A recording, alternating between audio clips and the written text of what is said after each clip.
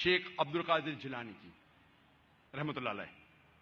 شیخ عبد القادر جیلانی رحمۃ اللہ علیہ الحمدللہ توحید پہ تھے اور انہوں نے اس شہر ہندوستان میں اسلام کا دین پھیلایا.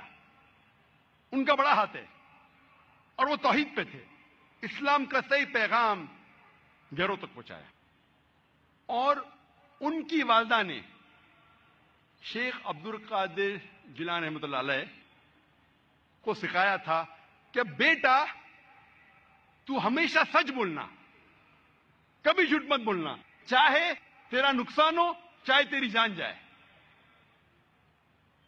ایک وقت جب شیخ عبد القادر جیلانی رحمۃ اللہ علیہ جب ایک سفر کر رہے تھے تو ان کی والدہ نے کچھ اشرفیاں ان کے کپڑے میں سی دی تاکہ وہ گم نہ جائے, تاکہ کوئی انہیں چوری نہ کرے.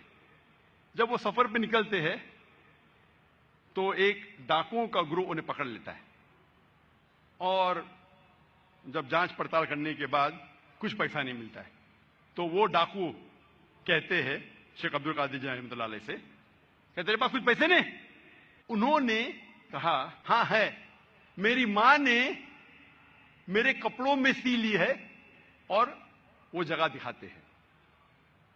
وہ ڈاکوؤں نے کہا کہ اگر یہ بچہ ہمیں نہیں بتاتا تو ہمیں کبھی یہ اشرفیاں نہیں ملتی ہے.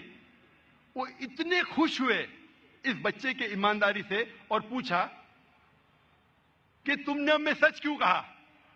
تو اس نے کہا کہ میری ماں نے مجھے سکھایا ہے کہ کبھی جھوٹ نہیں بولنا, چاہے میری جان جائے. وہ ڈاکو اتنے خوش ہوئے کہ انہوں نے ڈاکہ ڈالنا چھوڑ دیا.